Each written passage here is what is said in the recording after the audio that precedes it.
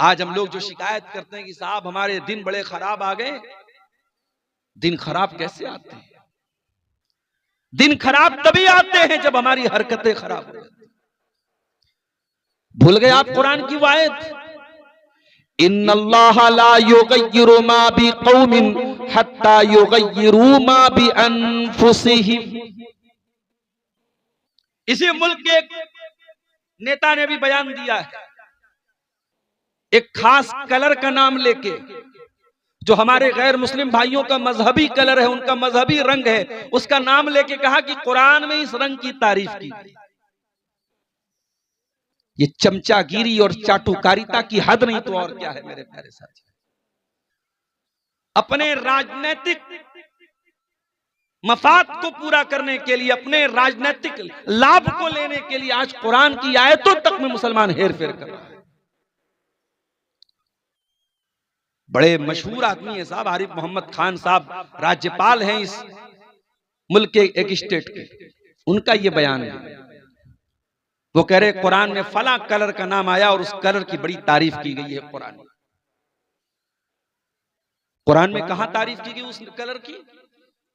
सूरह बकरा में अल्लाह ताला ने जहां बनी इसराइल को गाय ज़बह करने का हुक्म दिया, जब बनी इसराइल में एक वाकया पेश आया और एक आदमी कत्ल हो गया और कातिल का पता नहीं चल रहा था, तो अल्लाह ने बनी इसराइल से कहा कि तुम लोग एक गाय ज़बह करो। तो बनी इसराइल के लोगों की आदत थी वो बाल में खाल निकालते थे, जैसे हमारे यहां कुछ लोगों की आदत होती है, उनको शरीयत को कोई मसला बता दो तो बाल की खाल निकालते हैं। बाल की खाल मत निकालो।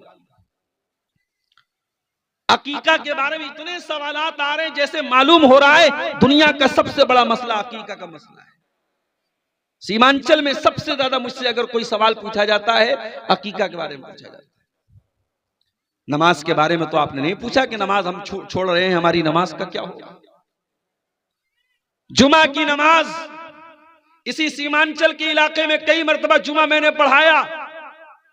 अगर 12 बजे जुमा का खुतबा शुरू हो रहा है, 12:30 बजे अकड़ाते मकड़ाते लोग जो है कुर्ता पहन करके चले आ रहे हैं मस्जिद में। आपकी नजर में जुमा की कोई वैल्यू ही नहीं, जुमा की कोई अहमियत ही नहीं है आपकी नजर में। इमाम बेचारा खुतबा दे रहा है आधा घंटा 40 मिनट का, वो 40 मिनट भी आप देना नहीं चाहते हैं मेरे प्यारे साथियों जुमा के। और 99% सीमांचल की अहले हदीस मस्जिदों में औरतों के लिए जुमा की नमाज में कोई इंतजाम नहीं। मैं बार बार ये बात कह रहा हूं, ये बहुत बड़ी कमी है आपके इलाके में। और अगर शेरशाहबादी कौम को और आपको, अपनी कौम को अगर तालीम से जोड़ना है, अपनी लड़कियों को गलत रास्ते पे जाने से बचाना है, अपनी कौम की बेटियों को इर्तिदाद से बचाना है, तो माफ कीजिएगा ये मेले ठेले वाले जलसों से सिर्फ काम नहीं बनेगा मेरे साथ। सबसे पहला काम आपको क्या करना पड़ेगा? अपने जुमा के खुतबे के निजाम को मजबूत बनाना पड़ेगा। किसी मस्जिद में मैं जुमा पढ़ाने गया, छोटा सा बिल्कुल मिंबर रखा हुआ है, बच्चों के जैसा मिंबर, न माइक ढंग का है, न जुमा सुनने का कोई शौक है। 12 बजे में, हालांकि पहले से ऐलान हुआ है कि अब्दुल गफ्फार साहब आ रहे हैं, जलसे में बहुत भीड़ आती है जुमा में। 12 बजे खुतबा शुरू हो रहा है, 12:30 बजे, 12:15 बजे लोग आना शुरू कर रहे हैं। वजह क्या है? कोई शौक नहीं है, कोई जज्बा नहीं है। जबकि हमारे समाज को बदलने के लिए ये जुमा का खुतबा बहुत बड़ा सेटअप है मेरे प्यारे साहब। जलसे में आप आते हैं, कोई उधर सड़क पर खेल रहा है, कोई वहां जा रहा है, लेकिन जुमा का खुतबा एक ऐसी जगह होती है सारे लोग मस्जिद में सुकून के साथ वजू करके आते हैं। वहां जितने अटेंशन के साथ, जितनी तवज्जो के साथ, जितने ध्यान से जुमा का खुतबा सुन लेंगे, वो जलसे की तकरीर नहीं सुन सकते। और जलसे में आप 1.5 घंटा 2 घंटा तकरीर करवाते हैं, उसमें एक टॉपिक पर बात भी नहीं हो पाएगी। जुमा के खुतबे में अगर अच्छा मुकर्रिर है, अच्छी तैयारी करके आया है, आधा घंटा 40 मिनट एक मौजू पर, एक टॉपिक पर बात करेगा। तो सीमांचल के हालात को अगर बदलना है, गांव के हालात को बदलना है, तो मैं बहुत अहम बात आपको बता रहा हूं, अपनी मस्जिदों में जुमा का सेटअप सही कीजिए। अच्छा खतीब जो अच्छी तकरीर कर रहा हो, अच्छा बयान दे रहा हो, उसको खतीब बनाइए अपने गांव की मस्जिद का, जो तैयारी करके खुतबा दे। और उसके बाद अल्लाह ताला ने अगर आपको नवाजा है, और यकीनन नवाजा है, अगर आप अपना घर बना सकते हैं तो मस्जिदों में लेडीज का इंतजाम भी आप कर सकते हैं। आप लेडीज का इंतजाम कीजिए, पर्दे के साथ, उनकी अलग एंट्री हो, अलग दरवाजा हो, वो आए और जुमा की नमाज में जरूर वो शामिल हो, जुमा के खुतबे में जरूर हो। अल्लाह के नबी के दौर में एक औरतें अल्लाह के रसूल के पास आती हैं और कहती हैं, गलबना अलैकर रिजाल, अय अल्लाह के नबी, मर्द हजरात तो बाजी मार ले गए। आपकी सारी तकरीर तो मर्दों के बीच में होती हैं, आप तो मर्दों को अपनी बातें सुनाते हैं। अय अल्लाह के नबी, हम औरतों की क्या गलती है? हमको दीन नहीं मिल रहा है, हमको दीन नहीं सुनाया जा रहा है। आपने फरमाया, क्या चाहती हो? कहा, अल्लाह के नबी, हफ्ते में एक दिन तो आप औरतों को खास तौर से नसीहत कीजिए। आपने हफ्ते का एक दिन मुकर्रर किया और नबी के दौर की औरतें उस एक दिन में अल्लाह के रसूल के पास आती थी और अल्लाह के नबी औरतों के लिए स्पेशल तकरीर करते थे, खुतबा देते थे, उनको समझाते थे, उनको नसीहत करते थे। और यहां तक के जब आपने उस तकरीर में सदका और खैरात की फजीलत बयान की, अल्लाह की राह में दान करने की फजीलत बयान की, तो कई औरतों ने अपने कान के और अपने गले के जेवरात उतार के दे दिए अल्लाह की राह में। औरत आज भी अगर मेहनत की जाए, कोशिश की जाए, तो मर्दों से ज्यादा उसके अंदर दीन की तड़प और मोहब्बत होती है मेरे प्यारे साथी। लेकिन आपने अपनी औरतों को दूर करके रखा है, आपने अपनी औरतों को दीन से दूर करके रखा है। और यही वजह है कि आज हालात इतने बेकाबू हो चुके हैं। आज ज़िनाकारी के वाकयात इस कदर हो रहे हैं कि अल्लाह की पनाह है मेरे प्यारे साथी। मेरे पास फोन आता है, मौलाना हमारे यहाँ एक लड़का लड़की ने ज़िना कर लिया, क्या किया जाए? कोई इस्लामी कानून तो है नहीं। तो कहीं कहीं लोगों ने बताया कि उसको 10 डंडा मार देते हैं, 10 डंडा मार देते हैं, ये सोच करके कि चलो भाई इस्लाम में 100 कोड़े की सजा है, हमारा एक डंडा 10 कोड़े के बराबर, 10 डंडा मार दिया 100 कोड़ा हो गया। अजीब मंतीक है भाई। और फिर वो 10 डंडा मारने के बाद आपको ये लगता है कि जिना नहीं होगा। जिना को अगर रोकना है मेरे प्यारे साथियों, मैं बार बार अपनी तकरीरों में कहता हूं, आपको निकाह को आसान करना पड़ेगा। अपने समाज के बच्चों को मोबाइल से बचाना होगा। ये 5 साल से लेकर के बच्चों से लेकर 50 साल के बूढ़े तक के हाथ में मोबाइल है, इंटरनेट फ्री है, इंटरनेट आम है, और ज़िनाकारी और बदकारी से रिलेटेड तमाम चीजें लोगों के मोबाइल की स्क्रीनों पर पहुंच रही हैं। कहां से रोकेंगे आप इस सैलाब को? कहां से रोकेंगे इस तूफान को? अल्लाह के प्यारे नबी फरमाते हैं, लईनानि ज़िनाहु मन नजर, आंखों का ज़िना गलत चीजों को देखना है। वलुज़नानि ज़िनाहु मल इस्तिमा, कानों का ज़िना गलत चीजों को सुनना है। वल्लिसानु ज़िनाहुल कलाम, और जबान का ज़िना गंदी चीजों को मुंह से निकालना है। वल यदु ज़िनाहल बत्शु, और हाथ का ज़िना गलत चीजों को टच करना है। वर्रिजलु ज़िनाहल खुता, और पैरों का ज़िना गलत चीजों की तरफ चल के जाना है।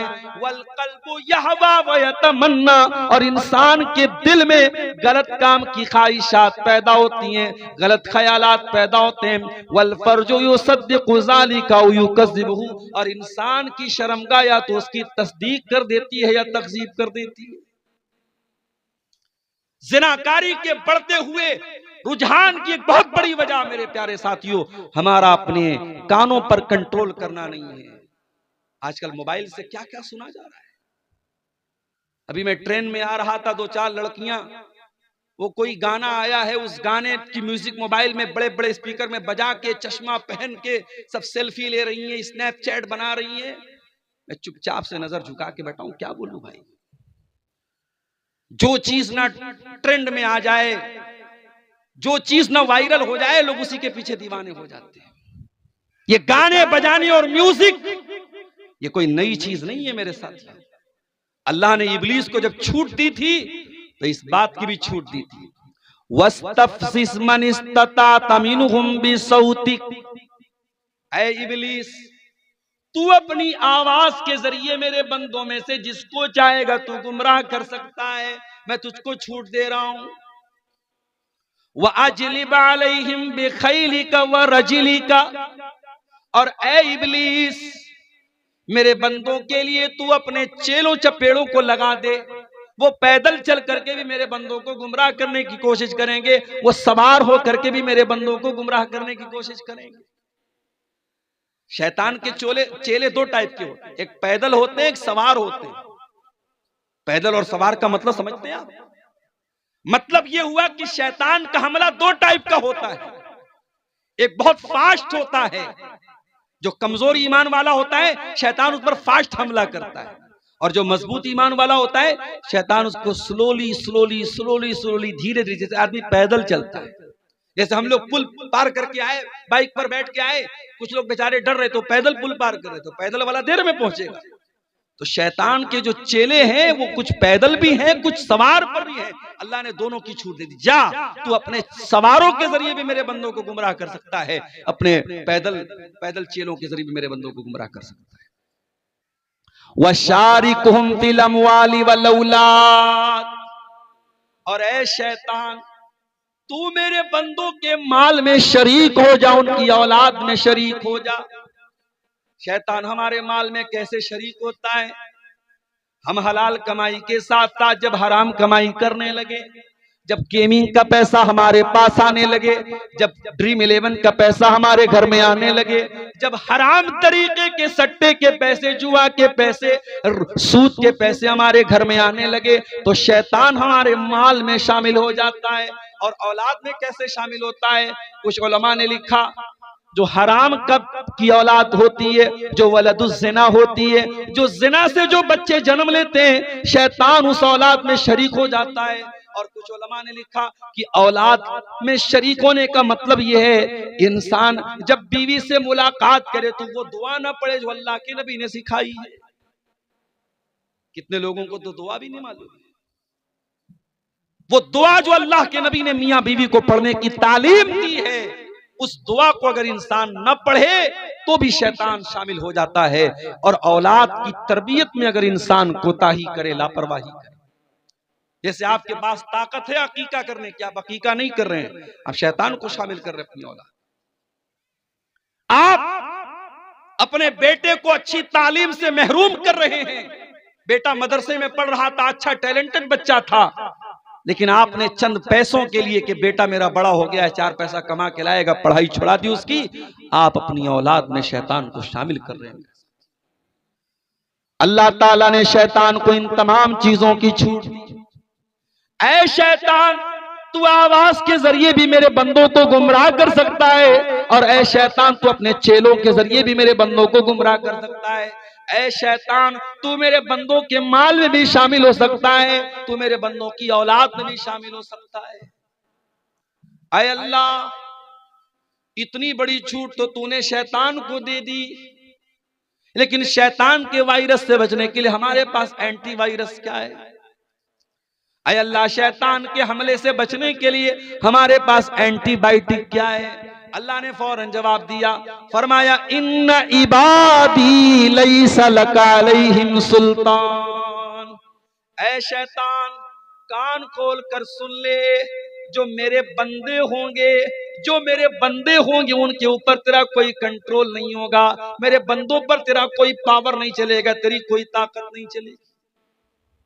इसका मतलब यह हुआ कि शैतान के हमले से अगर बचना है तो एंटीवायरस क्या है? अल्लाह के बंदे बन जाओ।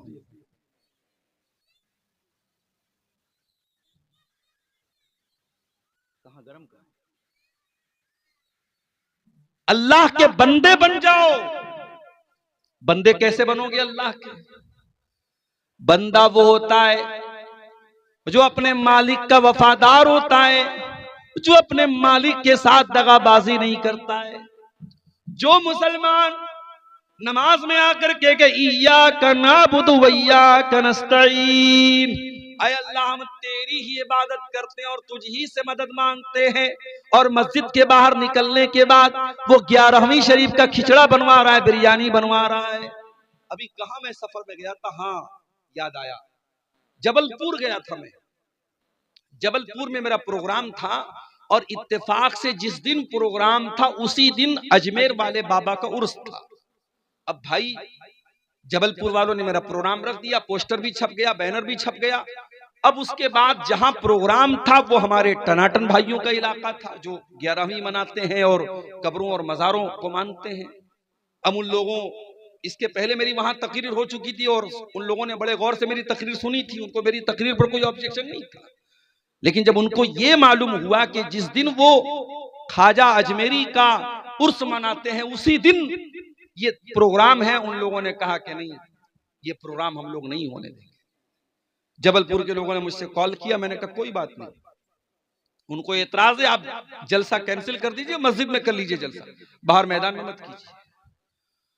तो वहां जब मैं गया तो मैंने अपनी आंखों से ये मंजर देखा कि साहब उनके नाम पे ख्वाजा मोइनुद्दीन चिश्ती अजमेरी के नाम पे, जिनको ख्वाजा गरीब नवाज भी कहा जाता है, आप लोगों के यहां भी कहीं कहीं देखेंगे दुकानों का नाम लिखा जाता है KGN mobile shop, KGN biryani centre. तो केजीएन का मतलब क्या होता है? ख्वाजा गरीब नवाज। मैं एक मरतबा गुलबर्गा गया था, वहां एक भाई ने बड़ा अच्छा इसका मतलब बताया। उसने कहा केजीएन का मतलब होता है कोई गारंटी नहीं। भाई जिसको अल्लाह पर यकीन है उसकी कोई गारंटी नहीं है।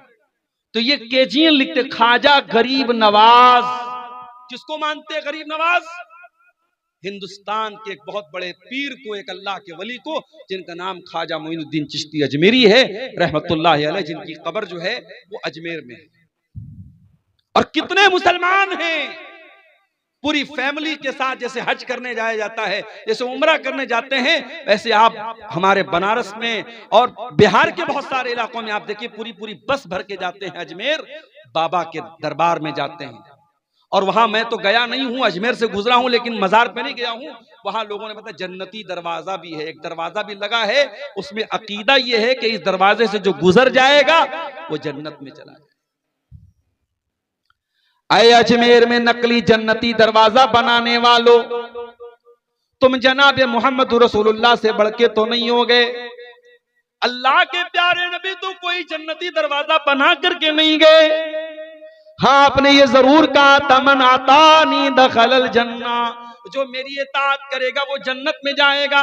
वमन आसानी फकद अबा, और जो मेरी नाफरमानी करेगा वो इनकार कर रहा है जन्नत में जाने से। आपने तो जन्नत की गारंटी नहीं दी थी अपने साहबा को। हाँ, आपने यहां तक फरमाया कि ऐ मेरी बेटी फातिमा तू कान खोल करके सुन ले, या सफिया बिन्त अब्दुल मुत्तलिब, ऐ मेरी फूफी सफिया तुम भी कान खोल करके सुन लो। या अब्बास अपने अब्दुल मुत्तलिब, ऐ अब्बास ऐ मेरे चचा तुम भी कान खोल करके सुन लो। ऐ मेरे खानदान के लोगों, ऐ मेरे कबीले के लोगों तुम कान खोल करके सुन लो। अनकिजू अनफुसकुम मिनन नार, अपने आप को जहन्नम की आग से बचा लो। फ़इन्नी ला उगनी अनकुम मिनल्लाहि शैया, मैं अल्लाह के अजाब के मुकाबले में तुम्हारी कोई मदद नहीं कर सकता। इस कायनात का आखिरी नबी अपनी बेटी से कह रहा है कि मैं तुम्हें अल्लाह के अजाब से नहीं बचा सकता। अपने चचा से कह रहा है कि मैं तुम्हें अल्लाह के अजाब से नहीं बचा सकता। और आज के ये लोग, इन्होंने जन्नती दरवाजे बना के रखे कि इस दरवाजे से जो गुजर जाएगा वो जन्नत में चला जाएगा। मुसलमानों, हमसे बड़ा दगाबाज और मक्कार कौन होगा? हमने अल्लाह ताला से जो वादा किया उस वादे को हमने तोड़ दिया है। इन्ना इबादी लैसा लका अलैहिम सुल्तान, अल्लाह ने शैतान से कहा था जो मेरे बंदे होंगे, जो हकीकत में मेरे बंदे होंगे, उनके ऊपर तेरा जोर नहीं चलेगा। हम तो शैतान के गुलाम बन गए। कोई शिर्क कर रहा है, कोई ज़िना कर रहा है, कोई चोरी कर रहा है, कोई बेईमानी कर रहा है, कोई भाई की जमीन पर कब्जा कर रहा है, कोई बहन की जायदाद खा रहा है। हम तो अपनी ख्वाहिशों के बंदे बन गए, हम तो रुपये पैसे के बंदे बन गए। हम अल्लाह के बंदे कहां बने मेरे प्यारे साथी? अल्लाह के बंदे बन जाओ, शैतान का कोई जोर नहीं चलेगा। तो ये जो नाच गाना और म्यूजिक है जिसके जरिए आज हम अपने कानों को लज्जत पहुंचा रहे हैं, ये भी शैतान की बहुत बड़ी चाल है। और समाज में जिना के फैलने की एक बहुत बड़ी वजह ये मोबाइल का गलत इस्तेमाल भी है। मेरे घर इस मोबाइल ने एक काम और किया, वो इस्लाम जो एक गैर मर्द औरत को तन्हाई इख्तियार करने से मना करता है। आपकी लड़की जवान हो जाए, किसी गैर महरम लड़के के साथ, किसी गैर महरम मर्द के साथ तन्हाई इख्तियार करने की जवान लड़की को इजाजत नहीं है। और ये भी कान खोल करके सुन लो, लड़की जवान कब होती है? जरूरी नहीं कि 15 साल की हो जाए, 16 साल की हो जाए तब वो जवान होती है। जब लड़की बालिग हो जाए, जब शरीयत की नजर में लड़की बालिग हो जाए तो उसके ऊपर पर्दा करना फर्ज हो जाता है। एक बालिग लड़की को जो बुलूगत को पहुंच चुकी हो, जिसको मेंसेस आने लगे हो, जिसके ऊपर नमाज फर्ज हो चुकी हो, उस लड़की को किसी गैर मर्द के साथ तन्हाई इख्तियार करने की इजाजत नहीं है। यहां तक कि कुरान पढ़ाने वाला टीचर भी अगर है, उसके साथ भी आपकी लड़की अगर जवान हो चुकी है तो किसी मर्द टीचर के साथ तन्हाई इख्तियार करने की इजाजत नहीं है। साइंस पढ़ाने वाला, मैथ पढ़ाने वाला, इंग्लिश पढ़ाने वाला टीचर भी तन्हाई में आपकी बेटी को पढ़ा रहा है तो ये गलत है। आप फितनों को दावत दे रहे हैं, आप गलत काम को दावत दे रहे हैं। ये शरीयत कोई हमारी बनाई हुई शरीयत तो नहीं है, ये अल्लाह की शरीयत है, इसका कानून अल्लाह का बनाया हुआ है। और अल्लाह के रसूल फरमाते हैं, ला यख्लुवन्न रजुलुम बिइम्रातिन इल्ला वसालिसुहुम शैतान। खबरदार, कोई मर्द किसी औरत के साथ तन्हाई इख्तियार न करे, क्योंकि तीसरा वहां पर शैतान होता है।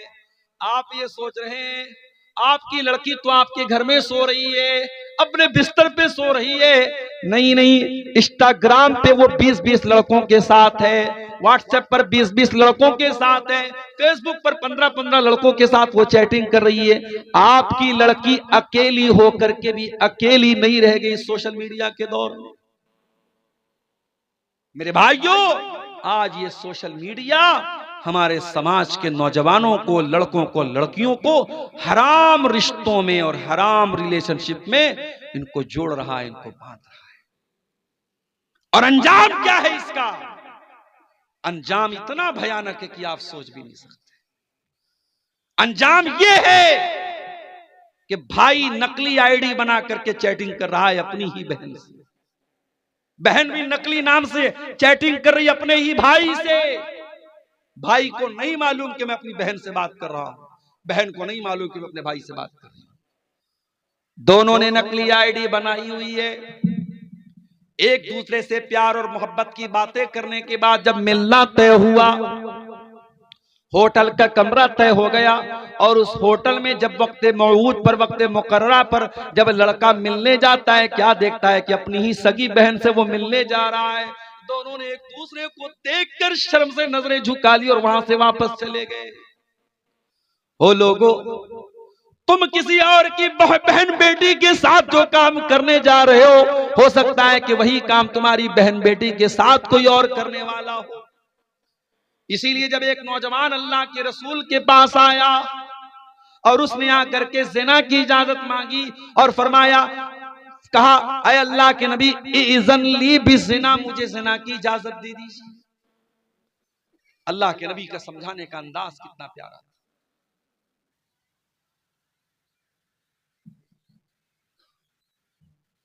समझाने का अंदाज कितना प्यारा था अल्लाह के। पढ़ाने वाले टीचरों को, वाज करने वाले वाइजों को, वक्तव्य पेश करने वाले वक्ताओं को, तकरीर करने वाले मुकर्रिरों को आज सीखने की जरूरत है जनाब मोहम्मद रसूलुल्लाह सल्लल्लाहु अलैहि वसल्लम। आज तो हमारा हाल ये है, हमें किसी के बारे में मालूम हो जाए कि ये लड़का गलत काम कर रहा है तो हम समझाने की बात कहां करते, हम तो मारने की, पीटने की और उसको समाज से बेदखल करने की बात करते हैं। वो नौजवान आता है, अय अल्लाह के नबी, मैं ज़िना की इजाजत चाहता हूं।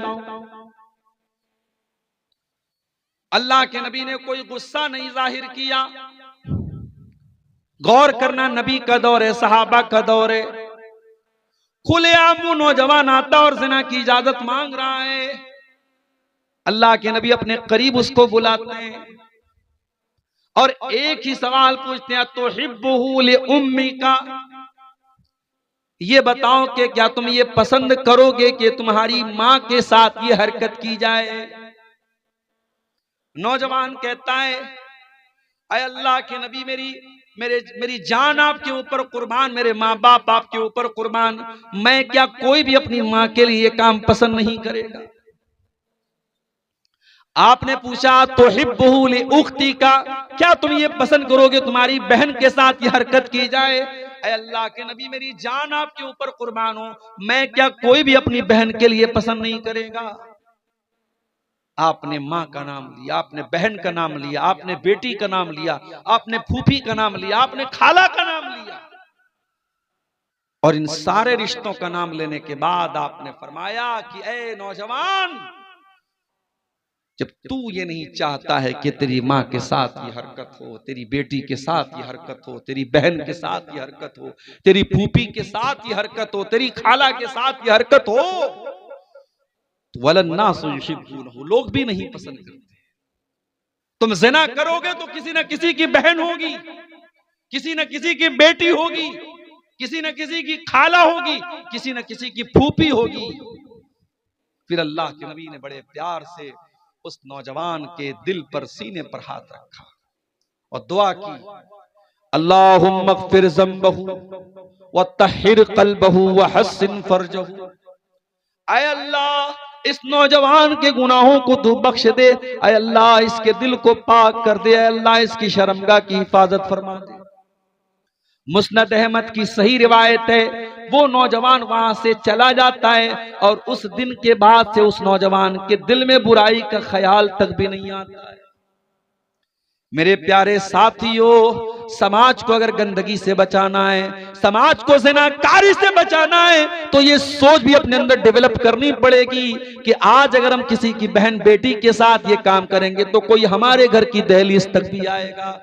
इसीलिए अल्लाह जब कुरान में ज़िना का जिक्र करता है, फरमाता है वला तक़रबुज़्ज़िना, ऐ मेरे बंदो तुम ज़िना के करीब भी ना जाना, इन्नहु काना फ़ाहिशतन व साअ सबीला, इसलिए कि ये बहुत गंदा काम और बहुत बुरा रास्ता है। अल्लाह ने ज़िना को रास्ता कहा है। उलमा ने लिखा है इस आयत की तफसीर में कि अल्लाह ने ज़िना को रास्ता इसीलिए कहा है कि रास्ते में कमिंग एंड गोइंग दोनों होता है, आवागमन होता है, आना और जाना दोनों होता है। अगर आप ज़िना के रास्ते पे चल के कहीं जा रहे हैं तो सेम उसी रूट पर से कोई आएगा भी। इसीलिए इंसान को ज़िना कारी और बदकारी का जब ख्याल आए तो ये चीज भी जरूर अपने दिल में सोचनी चाहिए। मैं यहां जब इस गांव में आया, मदरसे के ऑफिस में जब मैं पहुंचा तो वहां कैमरा लगा हुआ था। मैंने प्रिंसिपल साहब से पूछा, सरी साहब से पूछा कि भाई ये कैमरा लगा है, तो उन्होंने कहा कि हाँ। इतना पिछड़ा इलाका और गांव है मगर माशाअल्लाह टेक्नोलॉजी अच्छी है, वाईफाई भी लगा हुआ है, कैमरा भी लगा हुआ है। अब आप पूछिए कैमरा क्यों लगा है ऑफिस में या मदरसे में, कैमरा क्यों लगा है? तो जाहिर है कि हमारे पास एक ही जवाब है, ये कैमरा सिक्योरिटी के लिए लगा है। ये कैमरा इस बात के लिए लगा है कि कहीं कोई अपराधी अपराध करने के पहले सोच ले कैमरे में रिकॉर्ड हो रहा है, और कैमरा लगने के बाद वाकई में अपराध कम हो जाता है और जुर्म करने वाला मुजरिम वो डर जाता है कि नहीं साहब हमारा कैमरा सब रिकॉर्ड कर। अब तो माशाल्लाह कैमरे सब वाईफाई से जुड़े हैं। आप पलसा के रहने वाले हैं, आप दिल्ली में रहें, मुंबई में रहें, दुनिया के किसी कोने में चले जाएं, वाईफाई से आप अपने मोबाइल पर आप अगर वाईफाई लगा है कैमरे में तो आप नेट से पूरी दुनिया में। अभी हमारे एक दोस्त उम्रा करने के बनारस के, अपने मकान को वो खाली करके गए तो मकान में वो कैमरा लगा के गए हैं और घर में वाईफाई है। तो बता रहे मक्के और मदीने से हम नजर रख रहे कि हमारे घर में कौन आ रहा है कौन जा रहा है। तो मेरे प्यारे साथियों, ये कैमरा आज इंसान को अपराध से बचा रहा है।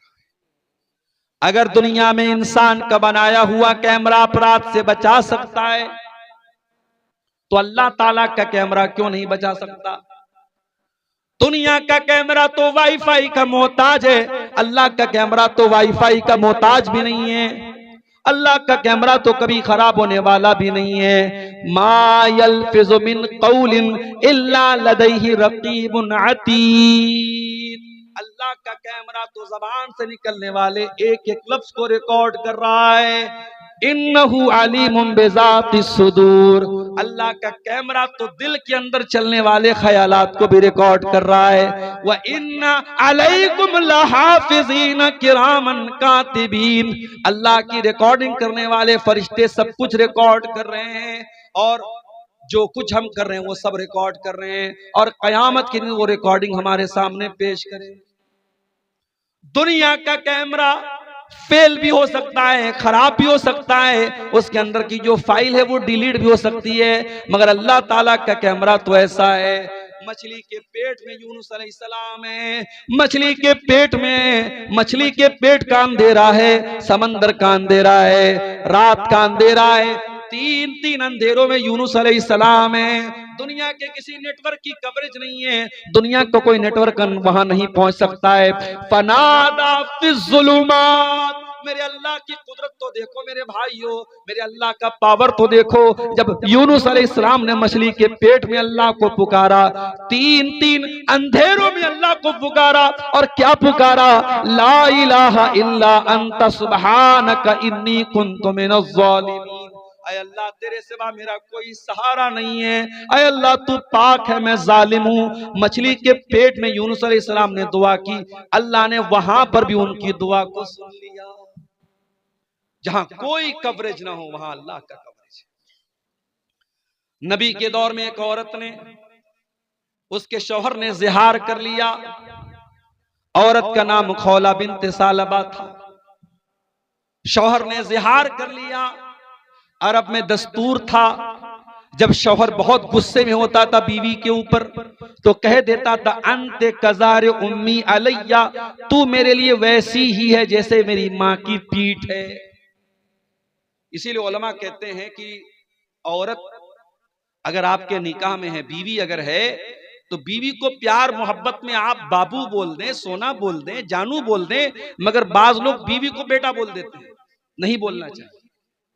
या बाज लोग बीवी को मारे गुस्से, अरे मेरी माँ, ऐसा बोल देते, नहीं बोलना चाहिए। हालांकि बोलने से तलाक नहीं हो जाएगी, उस नियत से आपने नहीं बोला है, मगर ये अल्फाज भी इस्तेमाल नहीं करने चाहिए। अरब में क्या होता था, लोग अपनी बीवी को गुस्से में कह देते तो तू मेरी माँ की पीठ की तरह है, तो वो बीवी हराम हो जाती थी। दौरे जाहिलियत में यही कानून था कि अगर शौहर बीवी से जिहार कर लेगा तो बीवी हमेशा के लिए हराम। खौला बिन्ते सालबा कई बच्चों की मां थी, बूढ़ी हो चुकी थी, 40-50 साल उनकी उम्र हो चुकी थी। उनके शौहर ने उनसे जिहार कर लिया। शौहर शर्मिंदा हुए, सहाबा से जाकर के फतवा मांगा। सहाबा ने कहा, हमें जहां तक मालूम है आपने जिहार कर लिया, बीवी आपके ऊपर हराम हो गई। बड़े गौर से सुनना पलसा वालों, वो औरत चल करके अल्लाह के नबी के पास आई और आकर के कहती है, अल्लाह के नबी, अकल शबाबी, मेरे शौहर ने मेरी जवानी को, मेरा शौहर खा गया। मैं निकाह करके आई थी, जवान थी, आज अधेड़ हो चुकी हूं, 50 साल मेरी उम्र हो चुकी है। अय अल्लाह के नबी, जवानी तो मेरी खा गया और आज बुढ़ापे में मुझसे जिहार कर लिया है, मैं छोटे छोटे बच्चों को लेकर के कहां जाऊंगी? अय अल्लाह के नबी, मेरे मायके में भी कोई नहीं है, मेरा कोई भाई बहन भी नहीं है, मैं कहां जाऊंगी, किसके दर पे जाऊंगी? नबी अकरम ने फरमाया, अय खौला बिन्ते सालबा, अगर तुम्हारे शौहर ने तुमसे जिहार कर लिया है तो मेरे पास तुम्हारा कोई सॉल्यूशन नहीं है, तुम अपने शौहर के ऊपर हराम हो चुकी हो। इतना कह करके वो औरत रोने लगी और अल्लाह के नबी ने इतना कह करके दरवाजा बंद कर लिया। ओ लोगों, तुमने तो नारे लगा के रखे हैं कि हम तो रसूल के दरबार से जाके हर चीज ले लेंगे, यहां तो रसूल ने भी अपना दरवाजा बंद कर लिया है। वो औरत रोती हुई घर आती है और आकर के वजू करती है, मुसल्ला बिछाती है और अल्लाह की बारगाह में सजदे में गिर जाती है और कहती है, अल्लाह मेरा सजदे से, तेरी बारगाह में ये सजदे से सर तब तक न उठेगा जब तक तू मेरे बारे में कुरान की कोई आयत नाजिल न कर देगा, जब तक मेरे बारे में शरीयत का कोई हुक्म नाजिल न कर देगा। आए अल्लाह, मैं तेरी दुखियारी बंदी कहां जाऊंगी? आज तेरे नबी ने भी अपना दरवाजा बंद कर लिया है। तेरे नबी से मैंने झगड़ा किया, बहस किया, मगर उन्होंने भी कोई सुनवाई नहीं की और उन्होंने भी कह दिया कि मैं अपने शौहर के ऊपर हराम हो चुकी हूं। अय अल्लाह, अब तू ही कोई रास्ता निकाल दे। ये कह करके खौला बिनते सलबा अल्लाह की बारगाह में सजदा करके रोने लगती है। दुआ का बड़ा बेहतरीन जो उसकी जगह है वो सजदा है। अगर आपको कोई दुआ अल्लाह से करनी है, कोई चीज मांगनी है, जिनके घर में औलाद नहीं है उनको तरीका बता रहा हूं, जो नौकरी के लिए परेशान है उनको तरीका बता रहा हूं, जो रोजगार के लिए परेशान है उनको तरीका बता रहा हूं। रात के आखिरी पहर में उठो, जिस पहर में दुनिया सो रही है, ये टाइम अल्लाह को मनाने का टाइम है।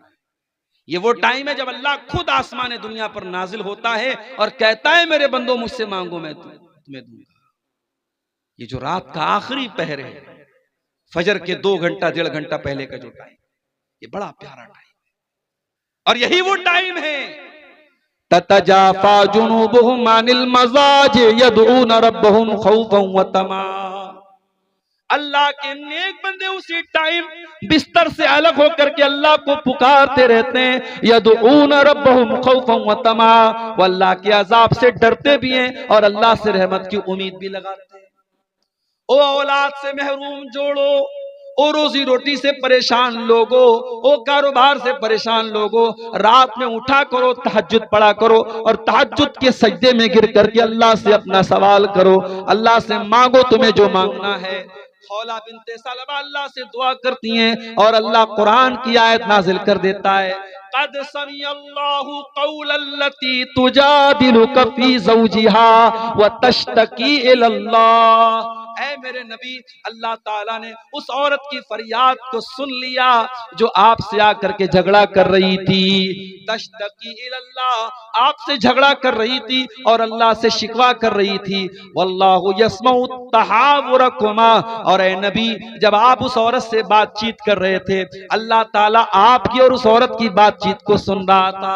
हजरत आयशा कुरान की आयत के नाजिल होने के बाद कहती हैं, बड़ी पाक है वो ज़ात जो अर्श के ऊपर मुस्तवी है, जो 7वां आसमान के ऊपर अर्श पर उसकी जात है, लेकिन वो अर्श वाली जात अपनी बंदी की बातचीत को सुन रही थी। अल्लाह ताला अपनी उस बंदी की बातचीत को सुन रहा था, जबकि मैं वो आना फी नाहियतिल बैत, मैं उसी घर के कोने में थी, मैं उस औरत की बात नहीं सुन पाई, मगर नबी से उस औरत ने जो बातचीत की वो अल्लाह ताला ने सुनी।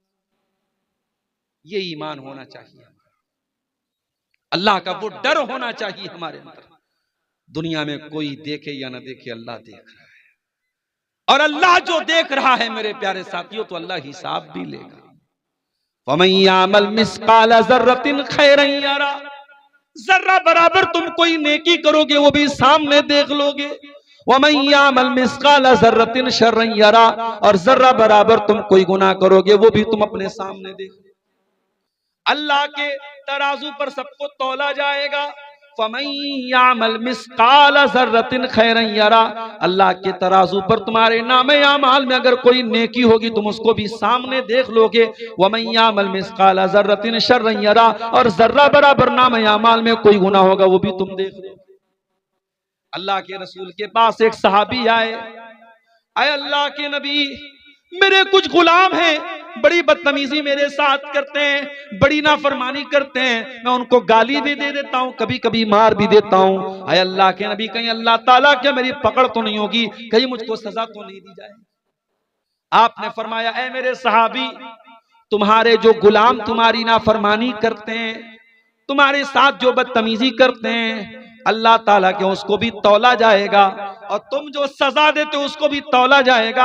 अगर तुम्हारी सजा कम होगी और उनकी नाफरमानी ज्यादा होगी, कान लकल फजलू, तो तुम्हारा फायदा हो जाएगा, तुम्हें उनकी कुछ नेकियां मिल जाएंगी, तुम्हारे कुछ गुनाह उनको दे दिए जाएंगे। लेकिन ऐ मेरे सहाबी, अगर तुम्हारे गुलामों की बदतमीजी कम निकली, उनकी नाफरमानी कम निकली और तुम्हारी सजा ज्यादा निकली, तो फिर तुम्हारा नुकसान हो जाएगा और तुम्हारी कुछ नेकियां कम हो जाएंगी और उनके कुछ गुनाह तुम्हारे ऊपर लाद दिए जाएंगे। नबी ने इतना कहा, सहाबी एक कोने में गए, ज़ारो कतार रोने लगे, दहाड़े मार मार के रोने लगे और कहने लगे, अल्लाह के नबी, मैं अपने गुलामों को सजा तो देता हूँ मगर मैं नाप तौल के नहीं देता हूँ। मैंने नाप तौल के तो नहीं दिया है, मुझे क्या पता कहीं अगर मेरी सजा ज्यादा हो गई और उनकी नाफरमानी कम हो गई, अरे अल्लाह के नबी, तब तो मेरा बहुत नुकसान हो जाएगा। आपने फरमाया, ऐ मेरे सहाबी, क्या तूने कुरान की आयत नहीं पढ़ी है? अल्लाह ने कुरान में फरमाया, वनज़उल मवाज़ीनल क़िस्त लियौमिल क़ियामह, हम कयामत के दिन इंसाफ का तराजू रखेंगे। व इन काना मिस्काल हब्बतिन मिन खरदलिन अतैना बिहा, और एक राई के दाने के बराबर भी अगर कोई चीज होगी अल्लाह के तराजू पर तुम्हारे सामने आ जाएगी। व कफा बिना हासिबीन, और अल्लाह जब हिसाब लेगा तो एक एक चीज का हिसाब लेगा। ऐ मेरे साहबी, तुमने अपने गुलामों को जो सजा दी है वो तो तौली जाएगी, वो तो नापी जाएगी। साहबी ने कहा, ऐ अल्लाह के रसूल, मैं इतना बड़ा खतरा मोल नहीं ले सकता, मैं इतना बड़ा रिस्क मोल नहीं ले सकता। मैं आपको गवाह बना के कहता हूँ, इन्नी उशहिदुकुम अला अन्नहुम अहरारुन कुल्लुहुम, ऐ अल्लाह के नबी, मैं आपको गवाह बना के कहता हूँ, मैं अपने सारे गुलामों को आजाद कर रहा हूं। आज देश से भ्रष्टाचार क्यों नहीं खत्म हो रहा है? क्यों ये करप्शन हो रहा है? क्यों ये पुल टूट जाते हैं? क्यों ये सड़कें खराब बनती हैं? क्यों ये चोरी होती है? क्यों ये बेईमानी होती है? क्योंकि डर का एहसास नहीं है, जवाबदेही का एहसास नहीं, किसी को जवाब देना है। स्कूल में पढ़ाने वाला टीचर, फोन आ गया, अधिकारी आ रहा है, टीचर होशियार हो जाता, अधिकारी आ रहा है, बच्चों जल्दी से किताब खोल लो। टाइम से सारे टीचर स्कूल में आ गए, अधिकारी आ रहा है। तुम्हें दुनिया के ऑफिसर का इतना डर है कि तुम दुनिया के ऑफिसर के आने पर अपने काम को सही तरीके से करने लगते हो। काश है दुनिया वालों, तुमको अपने ऊपर उस जात का भी इतना डर पैदा हो जाए, उसकी पकड़ का भी इतना डर पैदा हो जाए जो हर लम्हा तुम्हारे ऊपर नजर रखे हुए, जो तुम्हारी एक एक एक्टिविटी को जो जात देख रही है।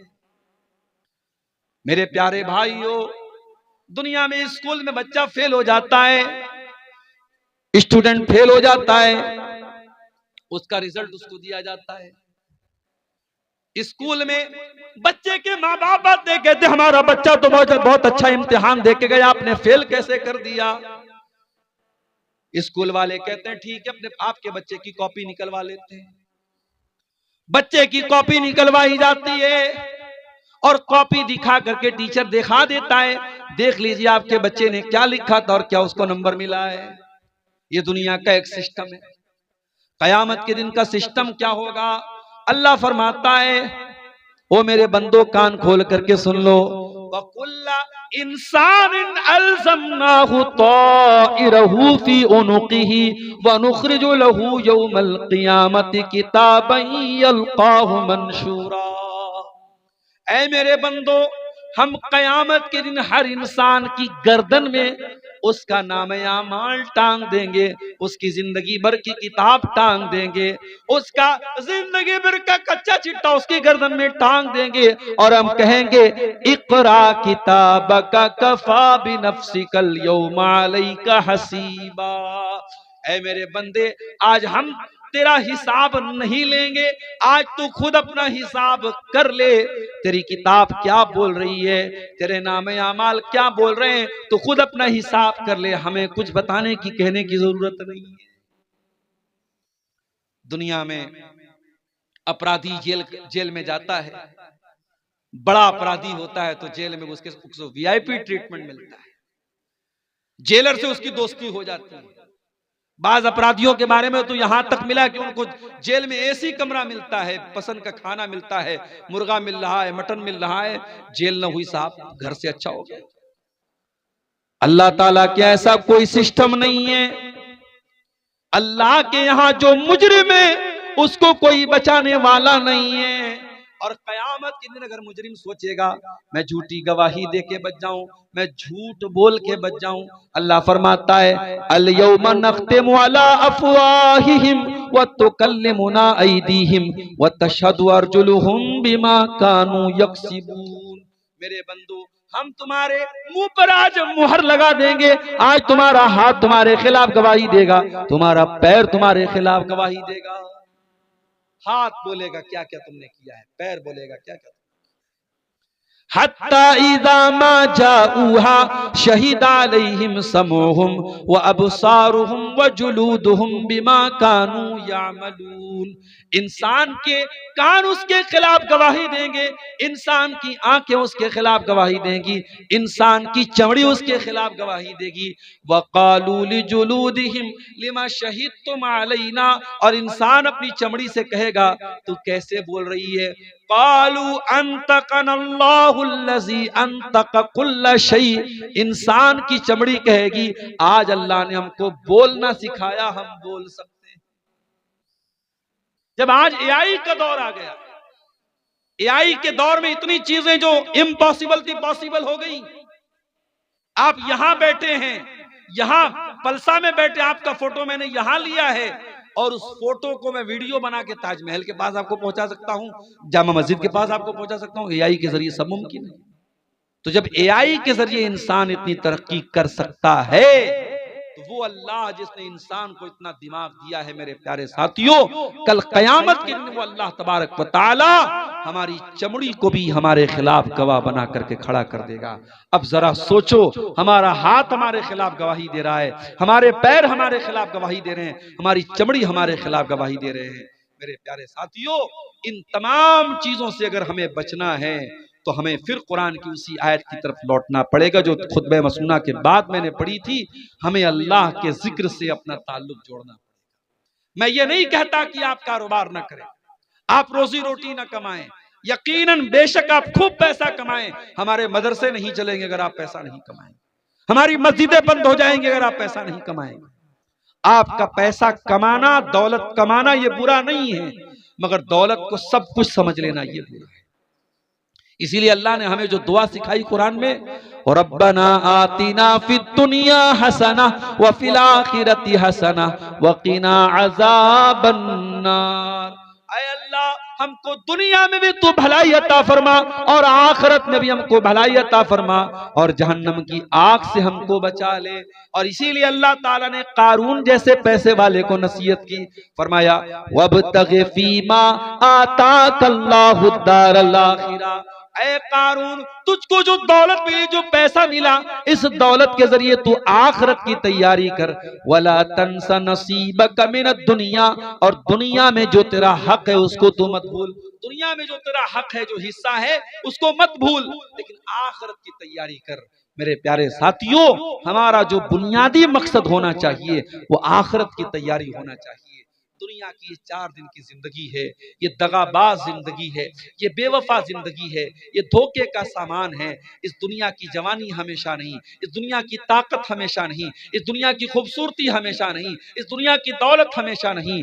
जिस दिन सांस टूटेगी, जिस दिन दिल की धड़कन बंद होगी, सब ठाट पड़ा रह जाएगा। जब लाद चलेगा बंजारा, न हमारी कफन में कोई जेब होगा, न हमारी कब्र में हमको कोई रोशनी करने वाला न होगा, न हमारे बच्चे हमारे साथ कब्र में उतरेंगे। सब हमें छोड़ के मिट्टी दे के हाथ झाड़ के चले जाएंगे। जब कब्र पर हमें लोग मिट्टी देंगे तो गोया कहेंगे लहद तक आपकी ताजीम कर दी, लहद तक आपकी ताजीम कर दी, अब आगे आपके आमाल जाने। अब यहां तक हमने आपकी इज्जत कर दी, कब्र में आपको लेके चले आए, कफना दिया, दफना दिया, अब आगे आपको फेस करना है। मेरे प्यारे साथियों, इसीलिए इन मदरसों को चलाओ, इन मदरसों को कायम रखो। इस दौर में ये मदरसे हैं जो बताते हैं कि अल्लाह कौन है, ये मदरसे हैं जो बताते हैं रसूल कौन है, ये मदरसे हैं जो बताते हैं दीन क्या है। कब्र में 3 ही सवाल पूछा जाएगा, तेरा रब कौन है, तेरे रसूल कौन है, तेरा दीन क्या है। और इन तीनों सवालों का जवाब दुनिया के किसी नॉलेज में नहीं मिलेगा, मिलेगा तो रब के कुरान में मिलेगा, मिलेगा तो मुस्तफा के फरमान में मिलेगा। इसीलिए अल्लाह के नबी फरमाते हैं, जब बंदा मरने के बाद कब्र में जाता है और मुनकर नकीर उससे सवाल करते हैं, तेरा रब कौन है, तेरे नबी कौन है, तेरा दीन क्या है, और बंदा इन तीनों सवालों का सही जवाब देता है, तो फरिश्ता पूछता है कि तुझे इन तीनों सवालों का जवाब कैसे पता चला? तो बंदा कहता है, क़राअतु किताब अल्लाह, मैंने अल्लाह की किताब को पढ़ा था, फ़आमनतु बिही, मैं अल्लाह की किताब पर ईमान लाया था, वसद्दक़तु बिही, और मैंने अल्लाह की किताब की तस्दीक।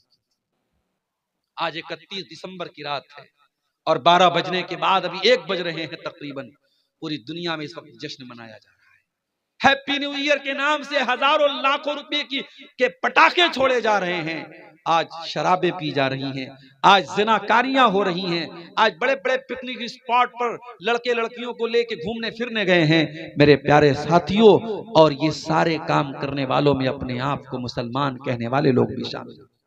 हमें दूसरों से शिकवा नहीं है, हमें शिकवा है उनसे जो अपने आप को मुसलमान कहते हैं। और हमें इकबाल का वो शेर याद आता है, वज़ा में तुम हो नसारा तो तमद्दुन में हुनूद, वज़ा में तुम हो नसारा तो तमद्दुन में हुनूद, ये मुसलमान है जिन्हें देख के शर्माए यहूद। हमारी कौन सी हरकत ऐसी है जो हमको मुसलमान दिखा रही है? जब हमारा रहन सहन, हमारी औरतों का लिबास, हमारी चाल ढाल सब कुछ ये बता रही कि हमारा इस्लाम से कोई लेना देना नहीं है, तो फिर हम किस चीज के मुसलमान हैं मेरे प्यारे साथियों? इसलिए हमें और आपको कुरान की उस आयत पर अमल करना चाहिए, या अय्युहल्लज़ीना आमनू उदखुलू फिस्सिल्मि काफ़ा, ऐ ईमान वालो अधूरे मुसलमान मत बनो, दावेदारी वाले मुसलमान न बनो, ज़बानी मुसलमान न बनो, इस्लाम में पूरे के पूरे दाखिल हो जाओ। अगर इस्लाम को फॉलो करते हो तो तुम्हारे लिबास से भी पता चलना चाहिए कि तुम मुसलमान हो, तुम्हारी औरत के पर्दे से भी पता चलना चाहिए कि तुम मुसलमान हो, तुम्हारी औलाद के चाल चलन से भी पता लगना चाहिए कि तुम मुसलमान हो, तुम्हारे शादी ब्याह से पता लगना चाहिए कि तुम मुसलमान हो। आज कितने जगहों पर, कानपुर में अभी एक प्रोग्राम में मैं गया, बताया वहां लोगों ने मुसलमान की शादी में डीजे बज रहा है। अपने आप को अहले हदीस कहने वाले कुछ लोग भी ऐसे हैं वहां जो आज अपने शादियों में डीजे बजवा रहे हैं और गाने नाच गाने करवा रहे हैं। ये शर्म से चुल्लू भर पानी में डूब मरने की बात है। अगर हमारी शादियों में और गैरों की शादियों में कोई फर्क नहीं है तो फिर हम काहे के मुसलमान हैं? नबी ने फरमाया, मन तशब्बह बिकौमिन फहुव मिनहुम, जो किसी कौम की नकल करे वो उन्हीं में से।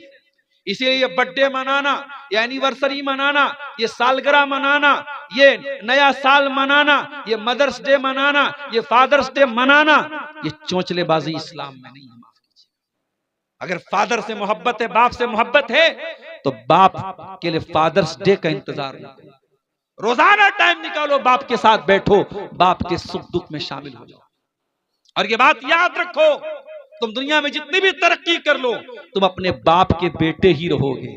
बाप के एहसानात से तुम कभी पीछा नहीं छोड़ा सकते मेरे साथ। बाप जब तक जिंदा है तुम्हें कदर नहीं हो रही है, जिस दिन बाप जाएगा तुम्हें अंदाजा होगा कितने बोझ थे जो तुम्हारा बाप अपने सर पे उठाता था, और तुमको तुम्हारे बाप ने बिल्कुल तुमको उससे बरी करके रखा था, तुम्हें बेखौफ करके रखा था। ये मदर्स डे मनाने वाले, घर में बूढ़ी माँ बेचारी खांस रही है, उसकी दवा के पैसे नहीं है, और ये व्हाट्सएप पे स्टेटस लगा रहा है, माँ ये होती है, माँ वो होती है, माँ के सम्मान पे लेक्चर झाड़ रहा है। ये चोंचले बाजियां इस्लाम की नहीं है मेरे प्यारे साथ, इस्लाम बरी है इनसे। इसलिए अपने आप को इन चोंचले बाजियों से आजाद करो, अपने निकाह को सिंपल बनाओ। निकाह में लड़के को वलीमा करना है, वलीमा की ताकत है तो वलीमा करो, वो भी ताकत नहीं तो वलीमा फर्ज नहीं, जरूरी नहीं है वलीमा। और मैं कभी कभी सोचता हूं, लोग बैंक से लोन लेके शादियां करते हैं। इसी बिहार में मेरे पास नमूने मौजूद हैं, लोगों ने बताया मौलाना अपना खेत बेच के लड़की की शादी लोग करते हैं, जमीनें बेच के लड़की की शादी करते हैं। और ये सारी कुर्बानी देकर जब आप शादी करते हैं और लोगों को दावत खिलाते हैं, तो ये बेगैरत लोग आपके यहाँ आकर के दावत खाएंगे, हाथ धो के चले जाएंगे और कहेंगे अरे यार खाना बहुत अच्छा नहीं था, चावल ऐसा था तो गोश्त ऐसा था तो रोटी ऐसी थी, वो कमेंट करके चले जाएंगे। इसका मतलब यह हुआ कि हम हजारों लोगों को जो खाना खिला रहे हैं अपनी गाड़ी कमाई से, कर्जे लेकर, लोन लेकर, ये हमारे कोई खैर खा लोग नहीं है। कहीं कहीं तो बारात लौट गई है साहब, बारात के मतलब का नाश्ता नहीं मिला, बारात के मतलब का खाना नहीं मिला, बारात लौट जाती है। इतने बेगैरत हो चुके हैं मेरे प्यारे साथियों हमारा। एक इंसान न जाने कहां कहां से इंतजाम करके अपनी बेटी की शादी करता है, उसकी इज्जत का सवाल होता है, और वहां बाराती जाकर के वहां एटीट्यूड दिखाता है कि हमें ये नाश्ता चाहिए और हमें वो नाश्ता, हमें देसी मुर्गा चाहिए और हमें ये चाहिए। वहां जाकर के तुम नौटंकी करते हो। चुल्लू भर पानी में डूब मरना चाहिए। न इस्लाम में बारात की कोई हैसियत है, न जहेज की कोई हैसियत है, न ये बारातियों के एटीट्यूड की कोई हैसियत है। नबी ने 9 शादियां, नबी की 9 बीवियां एक साथ थी। नबी ने टोटल 11 शादियां की। नबी की बीवियों में कौन सी बीवी की शादी के मौके पर नबी बारात लेके गए, जरा बता दो हम। नबी की 4 बेटियां थी, कौन सी बेटी को नबी ने जहेज दिया, जरा बता दो हमें। आज हम और आप अपने आप को अहले हदीस बोलते हैं। हमारा हाथ सीने पर, हम नमाज में रफुल यदैन करने वाले, आमीन जोर से बोलने वाले, सिर्फ हम नमाज के अहले हदीस हैं, सिर्फ हम इबादत में अहले हदीस हैं? नहीं मेरे साथी, हमें अपनी शादियों में भी अहले हदीस बनना पड़ेगा। हमें अपने लेन देन में भी अहले हदीस बनना पड़ेगा। अहले हदीस वो है जो कुरान और हदीस पर चलने वाला हो, जिसका अखलाक भी कुरान और हदीस वाला, जिसकी शादी ब्याह भी कुरान और हदीस वाली, जिसका लेन देन भी कुरान और हदीस वाला। आज अफसोस की बात है, कितने हमारे इसी सीमांचल के इलाके में मैं देखता हूं, नमाज से कोई मतलब नहीं। पैसा आ रहा है, मदरसे में खूब चंदा दे रहे हैं, मस्जिद में खूब चंदा दे रहे हैं, नमाज से कोई मतलब नहीं। अल्लाह की रस्सी बहुत ढीली करके रखी। अल्लाह ने जिन रस्सी टाइट कर लेगा, तुम्हें सड़क पर आते हुए देर नहीं लगेगी। दुनिया में मिसालें मौजूद हैं। कल करोड़पति थे, आज सड़क पर आ गए। कल बादशाह थे, आज भीख कटोरा मांग के भीख मांग रहे हैं, कटोरा लेकर। अल्लाह की पकड़ से डरो मेरे भाइयों। अगर तुम नमाज नहीं पढ़ते और तब भी अल्लाह रोजी दे रहा है, तुम अल्लाह को याद नहीं करते तब भी तुम्हारा काम चल रहा है, तो ये मत समझो कि अल्लाह तुमसे खुश है। अल्लाह ने ढील दे के रखी, और जिस दिन अल्लाह रस्सी को टाइट करेगा, तुम्हारे पास भागने का रास्ता नहीं। इसीलिए अल्लाह कुरान में कहता है, रिजालुल्लाह तुलहीहिम तिजारतुम वला बैउन अन जिक्रिल्लाह। हकीकत में मर्द वो लोग होते हैं जो कारोबार भी करते हैं, जो लेन देन भी करते हैं, मगर उनका कारोबार उनको अल्लाह के जिक्र से, नमाज से गाफिल नहीं करता है। यखाफून यौमन ततक़ल्लबु फीहिल क़ुलूब वल अब्सार। वो उस दिन से डरते हैं जिस दिन आंखें अपनी जगह पे नहीं रहेंगी, कलेजे अपनी जगह पे नहीं रहेंगे, आंखें उलट पलट जाएंगी, कलेजे उलट पलट जाएंगे। नमाज पढ़ो मेरे भाइयों, अपने बच्चों को भी नमाजी बनाओ, अपने घर का माहौल ऐसा बनाओ कि एक आदमी भी नमाज न पढ़े तो उसका हिसाब लिया जाए। माए जब मुसल्ले पर बैठे तो बेटियों को लेकर के बैठे, माँ अपनी बच्चियों को नमाजी बनाए, बाप अपने बच्चों को नमाजी बनाए। ईसा अलैहिस्सलाम जब दुनिया में पैदा हुए, अपनी माँ की गोद में पहला लफ्ज उन्होंने क्या बोला था? काला इन्नी अब्दुल्लाह, मैं अल्लाह का बंदा हूँ। आतानी अल किताबा व जालनी नबिया, अल्लाह ने मुझको अपनी किताब दी, अल्लाह ने मुझको अपना नबी बनाया। व जालनी मुबारकन ऐनमा कुन्तु व औसानी बिस्सलाह, और अल्लाह ने मुझे बरकत वाला बनाया, और अल्लाह ने मुझे नमाज का हुक्म दिया है। ईसा अलैहिस्सलाम दूध पीते बच्चे हैं, अपनी माँ की गोद में पहला जुमला क्या बोलते हैं? अल्लाह ने मुझे नमाज का हुक्म दिया है। अगर ईसा अपनी माँ की गोद में नमाज की बात कर रहे हैं, तो मेरे प्यारे साथियों, हमारी और आपकी जिंदगी में भी नमाज होनी चाहिए। आइए, ये रात का सुहाना वक्त है, हम इस वक्त में ये अज़्म करें, ये अहद करें, और यहां से ये अहद करके जाएं कि अगर हमारी जिंदगी में नमाज नहीं है तो हम नमाज लाएंगे। अगर हमारी जिंदगी में अल्लाह का जिक्र नहीं है तो हम जिक्र लाएंगे, हम अल्लाह को याद करेंगे। और याद रखो मेरे भाइयों, मुल्क के हालात बहुत अच्छे नहीं है। अभी इस मुल्क में एक मुफ्ती साहब ने जब एक गैर मुस्लिम को, गैर मुस्लिम ही उसको कहा जाएगा, जो अल्लाह को नहीं मानता वो मुसलमान कहाँ है, एक मुल्हिद को एक मुसलमान आलिम दीन ने जब उसको लाजवाब कर दिया, तो ये बात बहुत सारे लोगों को हजम नहीं हुई। अब मुफ्ती साहब के पुराने पुराने वीडियोस निकाल करके मुफ्ती साहब के खिलाफ एक माहौल बनाया जा रहा है, और दुआ कीजिए अल्लाह खैर का मामला करे, वरना बहुत बड़ी मुसीबत में मुफ्ती साहब को डालने की कोशिश हो रही है। हालात ये है मेरे प्यारे साथियों, और इन हालात में हमारी जिम्मेदारी क्या है? हमारी बहुत बड़ी जिम्मेदारी ये है कि हम अल्लाह से अपना ताल्लुक मजबूत करें मेरे साथियों। अगर अल्लाह हमसे नाराज रहेगा तो हम दुनिया में कभी इज्जत नहीं पा सकते। इज्जत और जिल्लत अल्लाह के हाथ में। वलिल्लाहिल इज्जतु वलि रसूलिही वलिल मोमिनीन। इज्जत अल्लाह के लिए, इज्जत रसूल के लिए, इज्जत ईमान वालों के लिए। व तुइज्जु मन तशा व तुज़िल्लु मन तशा। अल्लाह जिसे चाहता है इज्जत देता है, अल्लाह जिसे चाहता है जिल्लत देता है। अगर हमें दुश्मन की चाल से बचना है, अगर हमें जालिमों के जुल्म से बचना है, तो हमें अल्लाह से अपना ताल्लुक मजबूत करना पड़ेगा मेरे साथी। इसीलिए अल्लाह कुरान में कहता है फज़कुरूनी अज़कुरुकुम वश्कुरूली वला तकफुरून। मुझे याद करो, मैं तुम्हें याद करूंगा। ऐ मेरे बंदो, जब तुम्हारी जिंदगी में हमारा जिक्र होगा, जब तुम हमको याद करोगे तो हम तुमको याद करेंगे। जब तुम हमारा शुक्रिया अदा करोगे तो हम तुम्हें दुनिया में इज्जत देंगे। मेरा शुक्रिया अदा करो, मेरी नाशुक्री मत करो। इसीलिए अल्लाह ताला को अगर हम याद करेंगे तो अल्लाह ताला हर मौके पर हमको याद रखेगा और हम पर अपने कर्म की बारिश करेगा। इसलिए मेरे साथियों, मुल्क के मौजूदा हालात में जब हमें अपनी जान के मुतालिक, अपनी मसाजिद के मुतालिक, अपनी आबरू के मुतालिक, अपने वजूद के मुतालिक हमें बहुत सारे खतरात और अंदेशे हैं, ऐसे नाजुक मोड़ पर हम हिंदुस्तान में इस वक्त खड़े हैं। हमें और आपको अल्लाह से अपने ताल्लुक को मजबूत करने की जरूरत है मेरे प्यारे साथियों। और कुरान की वही आयत में फिर से रिपीट कर रहा हूं, वमन अअरज़ अन ज़िक्री फ़इन्न लहू मईशतन ज़न्का, कि जो मेरे जिक्र से मुंह मोड़ेगा हम उसकी जिंदगी को तंग बना देंगे और उसे कयामत के दिन हम अंधा बना करके उठाएंगे। मेरे प्यारे साथियों, जलसे के जिम्मेदारान ने मुझसे एक बात की कही थी कि कुछ लोग अभी तक ऐसे हैं इस जलसे में जिन्होंने जलसे को ताउन नहीं किया है और वो आपके हाथ पे आकर के कुछ ताउन करना चाहते हैं। जलसे वालों ने मुझसे गुजारिश की थी कि बहुत पिछड़ा इलाका है और यहाँ इदारे के लिए ताउन की जरूरत है। ये इन्होंने भाई साहब ने अच्छा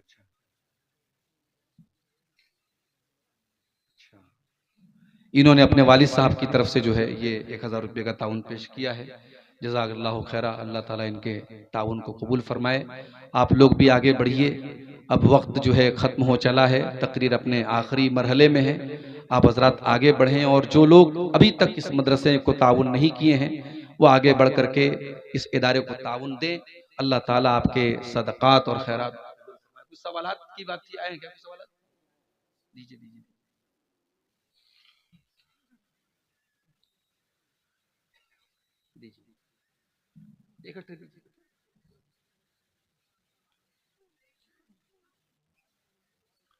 कौन से मोजे पर मसा करना जायज है, तफसील के साथ वजाहत करें।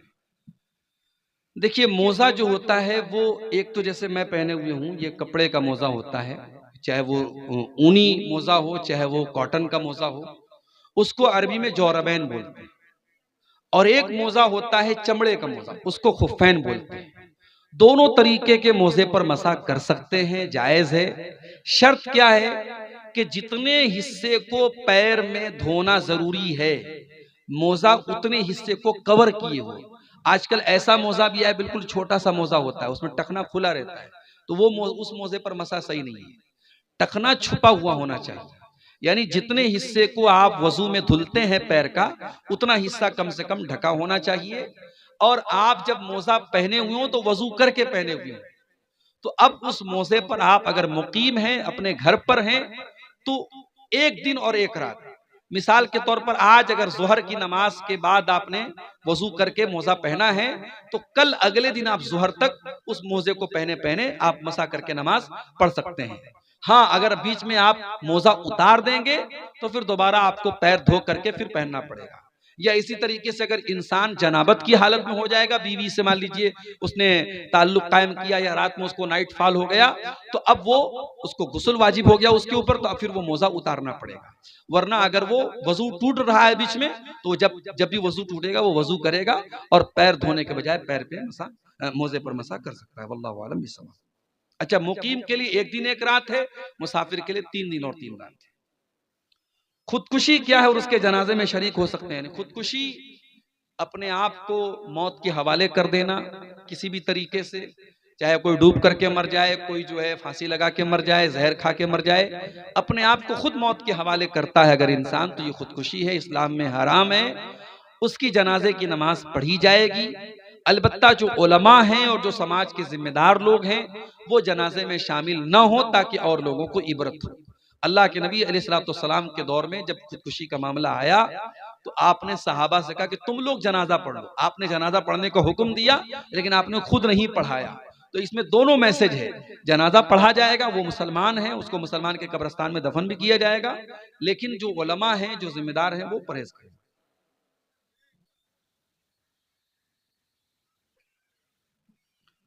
नमाज़े बाजमात मुक्तदी सूरह फातिहा के अलावा कोई सूरत पढ़े या नहीं? जरूरी तो सिर्फ सूरह फातिहा है। अगर आप इमाम के पीछे नमाज पढ़ रहे हैं तो जरूरी सिर्फ सूरह फातिहा है। अब अगर जैसे सिर्री नमाज है, जोहर की नमाज है, असर की नमाज है, तो उसमें आप इमाम के पीछे सूरह फातिहा के साथ कोई और सूरत भी पढ़ना चाहे तो पढ़ सकते हैं।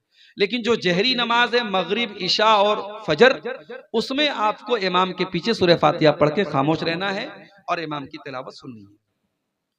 कादा के बाद आखिरी 2 रकातों में मुक्तदी और इमाम दोनों सूरह फातिहा के अलावा भी और कोई सूरह शामिल करें या ना करें? जो ज्यादा राजे बात है, जो अल्लाह के रसूल सल्लल्लाहु अलैहि वसल्लम की जो आम सुन्नत थी वो यही थी कि बात की जो दोनों रकातें हैं उसमें सिर्फ सूरह फातिहा पढ़ी जाएगी। लेकिन कभी अल्लाह के रसूल उसमें कोई सूरत भी पढ़ लेते थे तो पढ़ सकते हैं, लेकिन आम तरीका अल्लाह के नबी का यही था कि आप उसमें सिर्फ सूरह फातिहा पढ़ते थे, जो तीसरी और चौथी रकात होती है। मियाँ बीवी में से कोई ज़िना करे और फिर उनमें से किसी को पता चल जाए, उनमें से कोई एक दूसरे को अपनी गलती बता दे, तो मियाँ या बीवी उसकी वजह उस वक्त क्या करे? देखिए, शरीयत में ऐसे मौके पर अगर शौहर बीवी के ऊपर शक कर रहा है या उसने ज़िना करते हुए देखा है, मान लीजिए, या बीवी मान लीजिए इकरार ही कर लिया कि मैंने ज़िना किया है, लेकिन इस्लाम में किसी के सिर्फ इकरार कर लेने से तो मसला हल होता नहीं है, या किसी पर इल्जाम लगा देने से मसला नहीं हल होता है। इस्लाम में ज़िना एक बहुत बड़ा क्राइम है और उसके लिए 4 गवाह की जरूरत है। तो इस्लाम में एक तरीका बताया गया लिआन का। अगर शौहर औरत पर इल्जाम लगा रहा है ज़िना का और औरत इनकार कर रही कि मैंने नहीं किया है, तो ऐसे मौके पर इस्लाम में लिआन का हुक्म है। लिआन में क्या होता है कि मर्द जो है वो 5 बार कसम खाता है। 4 बार वो अल्लाह की कसम खा के कहता है कि मैं सच बोल रहा हूं, इस औरत ने गलत काम किया है, और 5वीं बार वो कहेगा कि अगर मैं झूठ बोल रहा हूं तो मेरे ऊपर अल्लाह की लानत थी। और फिर औरत भी 5 बार कसम खाएगी, 4 बार कसम खाएगी कि आदमी झूठ बोल रहा है, और 5वीं बार वो कसम खाएगी कि अगर मैं झूठ बोलूं तो मेरे ऊपर अल्लाह की लानत थी। तो ये उस सूरत में है जब शौहर बीवी पर इल्जाम लगा रहा हो और बीवी इनकार कर रही। लेकिन सवाल में ये पूछा गया कि ज़िना किया है किसी ने, और ये बात बीवी को पता चल गई या बीवी ने किया था शौहर को पता चल गई, तो देखिए, अगर बीवी ने ये काम किया है और उसको अपनी गलती का एहसास है और शौहर उससे मोहब्बत करता है, उसको रखना चाहता है, तो उसको एक मौका देना चाहिए, उससे तौबा इस्तिगफार करवाए और आइंदा जिंदगी में पक्के अज़्म के साथ कि आइंदा वो ये काम नहीं करेगी, उसको अपने निकाह में रख सकता है। और इसी तरीके से अगर शौहर ने ये काम किया है और उसको भी एहसास है तो अल्लाह ताला से तौबा कर ले। और जहां तक अगर अल्लाह ताला ने आपके गुनाह पर पर्दा डाला है तो आपके अपने अपने गुनाह की नुमाइश करने की जरूरत नहीं है। आप अल्लाह ताला से तौबा कर लीजिए, ये आपके और अल्लाह के बीच का मामला हो जाएगा, और यहाँ एक दूसरे को कोई सजा देने का कोई मामला नहीं है, और निकाह दोनों का बाकी रहेगा। क्या मरहूम के लिए कुरान खानी करना जायज है या नहीं? कुरान का सवाब किसी और को पढ़ के बख्शना, ट्रांसफर करना, इसका कोई सबूत नहीं है। आप जिंदगी में भी किसी को कुरान पढ़ के ट्रांसफर नहीं कर सकते। दुआ कर सकते हैं आप, लेकिन मैं तिलावत करूं और आपको उसका सवाब ट्रांसफर करूं, इसका कोई तरीका कुरान और हदीस से साबित नहीं। तो जब जिंदगी में साबित नहीं है तो मरने के बाद भी साबित नहीं है। मरे हुए इंसान की तरफ से आप सदका कर सकते हैं, उसकी तरफ से अगर उसका रोजा छूटा था तो रोजा पूरा करेंगे आप। अगर उसकी हज की ताकत की और उसने हज नहीं किया था या हज की ख्वाहिश थी, किसी मजबूरी की वजह से हज नहीं कर पाया, तो आप उसकी तरफ से हज कर सकते हैं। शर्त यह है कि आप अपना हज कर चुके हों। लेकिन कुरान पढ़ने का कोई सबूत नहीं है, लिहाजा कुरान नहीं पढ़ा जाए।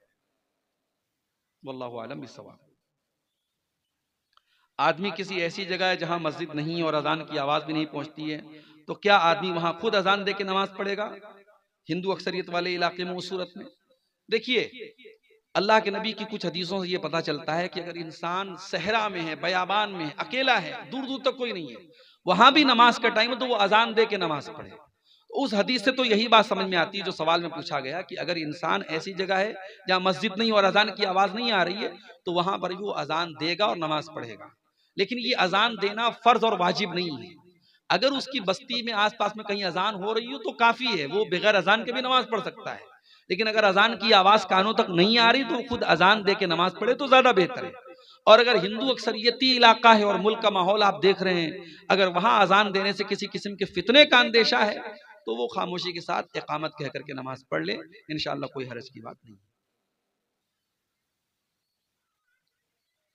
दुआए कुनूत के बारे में वजाहत कीजिए, हाथ उठा के कर सकते हैं या नहीं, रमजान में या गैर रमजान में? दुआए कुनूत में हाथ उठा करके भी पढ़ सकते हैं, बगैर हाथ उठाए भी पढ़ सकते हैं। अल्लाह के रसूल के सहाबा से हाथ उठा के दुआए कुनूत पढ़ना साबित है।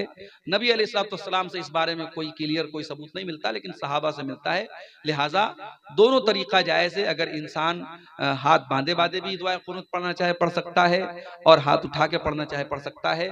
लेकिन वितर की जो दुआए कुनूत है उसमें रुकू के पहले ज्यादा बेहतर है, रुकू के बाद भी पढ़ सकता है लेकिन रुकू के पहले ज्यादा बेहतर है। वल्लाहु आलम।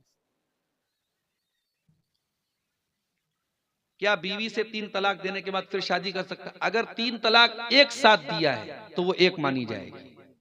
अगर 3 तलाक तलाक तलाक तलाक ऐसे जो हमारे आमतौर से लोग बोल देते हैं तो वो एक तलाक मानी जाएगी। अगर इस तरीके से तलाक दिया है तो 3 पीरियड आने के पहले पहले उस औरत से इंसान रुजू कर सकता है। और 3 पीरियड अगर गुजर गया है, 3 बार औरत को हैज आ गया और शौहर ने रुजू नहीं किया, तो दोबारा उसी औरत से वो निकाह कर सकता है। नया निकाह करेगा, नया मेहर होगा। मगर एक तलाक वो दे चुका है, अब आइंदा कभी वो बीवी को तलाक देगा तो वो दूसरी मानी जाएगी। लेकिन अगर 3 अलग अलग टाइम में तलाक दिया है, एक बार तलाक दिया फिर रुजू कर लिया, फिर कभी तलाक दिया फिर रुजू किया, फिर तीसरी तलाक देने के बाद दोबारा फिर वो दोनों मियां बीवी शादी नहीं कर सकते।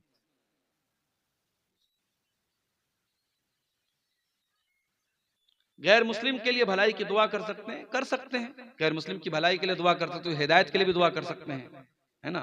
उसके लिए सिर्फ मगफरत की दुआ नहीं कर सकते। जब तक वो गैर मुस्लिम है मगफरत की दुआ नहीं करेंगे। उसकी हिदायत के लिए, उसकी भलाई के लिए। कोई गैर मुस्लिम आपका दोस्त है, वो कारोबार कर रहा है, ठीक है भाई अल्लाह तुम्हारे कारोबार में बरकत दे, ऐसा बोल सकते, कोई हर्ज की बात नहीं। जहेज लेना नाजायज है लेकिन फिर भी लड़की वाले दे तो क्या ले सकते हैं? देखिए, जो चीज गलत है सो गलत है। आप जहां तक मुमकिन हो उसके खिलाफ डटिए, मना कीजिए। और नाजायज तो नहीं इसको उलमा कहते हैं, जहेज लेना कोई नाजायज नहीं है, बस ये एक ऐसी रस्म है, रिवाज है, जिसकी वजह से शादी एक बोझ बन गई, खासतौर से लड़की के बाप के लिए।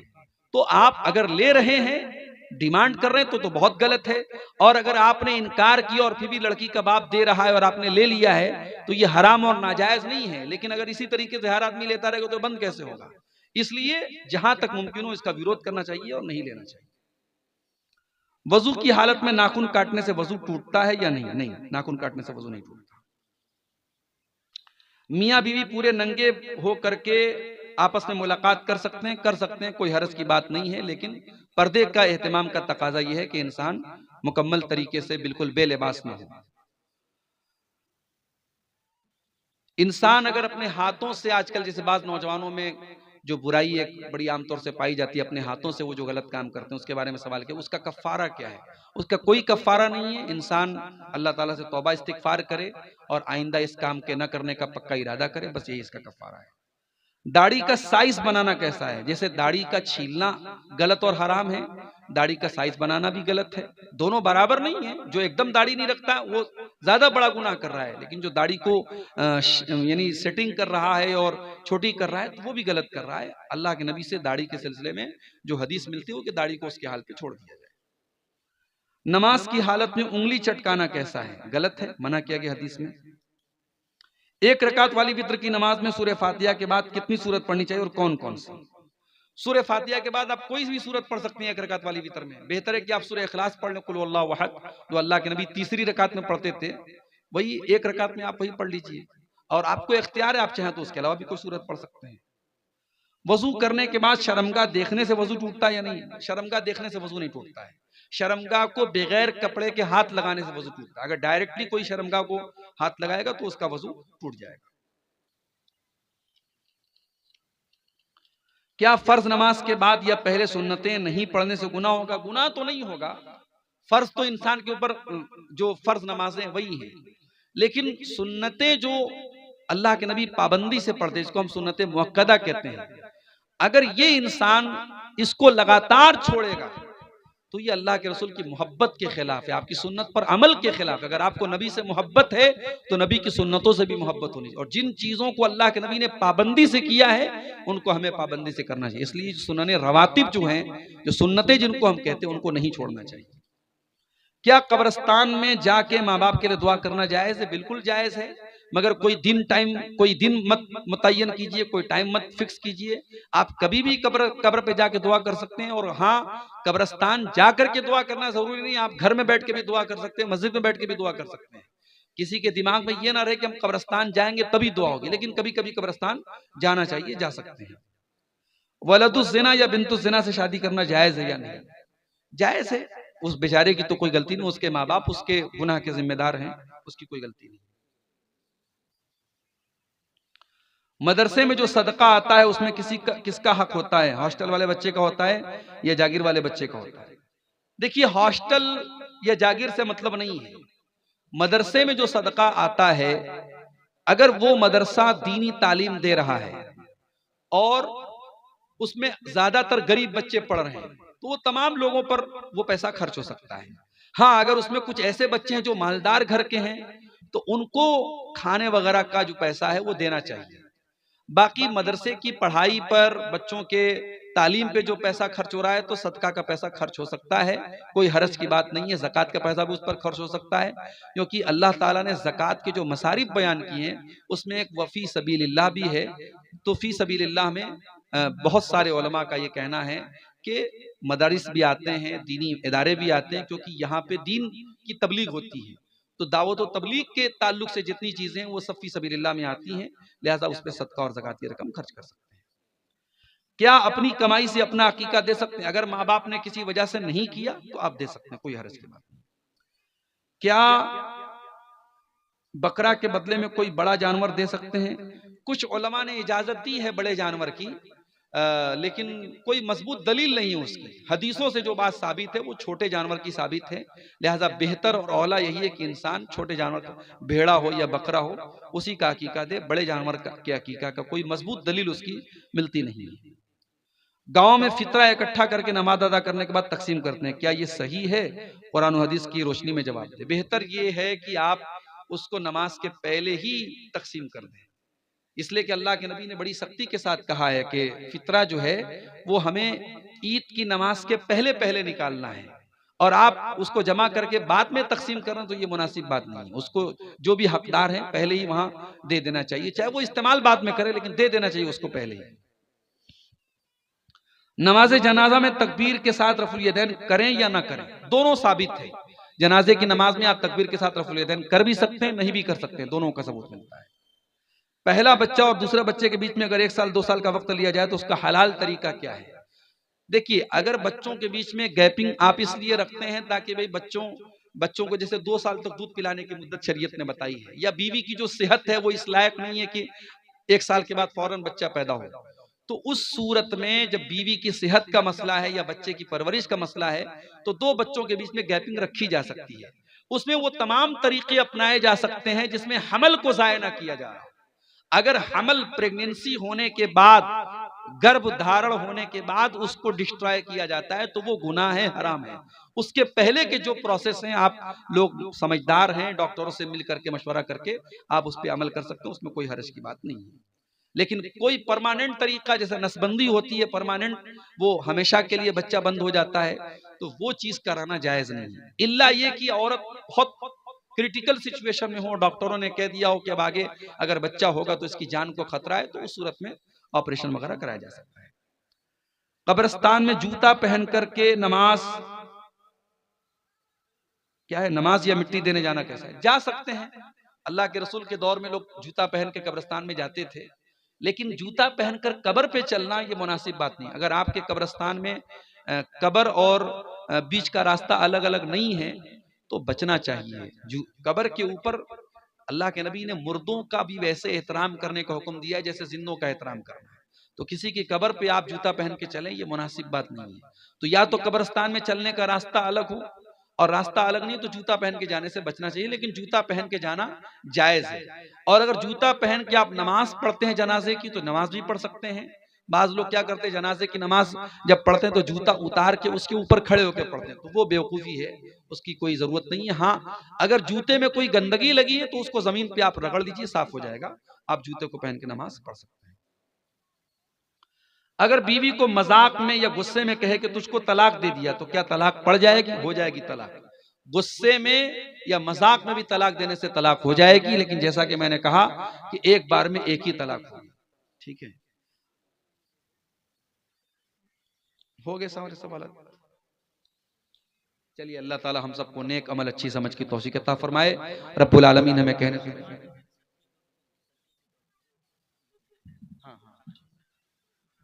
देखिए, जुमा के दिन अगर मस्जिद में कोई नमाजियों को खिलाने की नीयत से कोई चीज दे रहा है तो वो तो सारे नमाजी खा सकते हैं, लेकिन अगर वो सदका की नीयत से दे रहा है कि भाई ये सदका है, तो सदका तो हर आदमी नहीं खाएगा, सदका तो गरीबों के लिए होता है। तो अब वो देने वाले की नीयत क्या है?